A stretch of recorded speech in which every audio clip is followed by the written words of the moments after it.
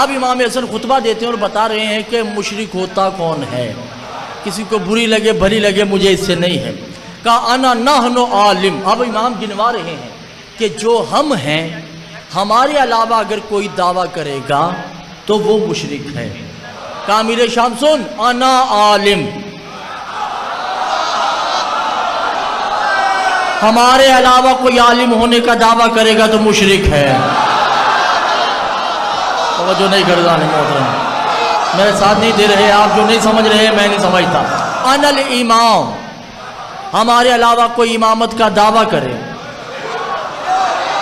چاہے پاکستان کا ہو یا ایران کا ہو،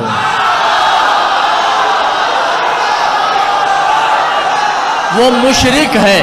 انا نحن حجت، ہم حجت، کوئی حجت اللہ ہونے کا دعویٰ کرے تو مشرک ہے.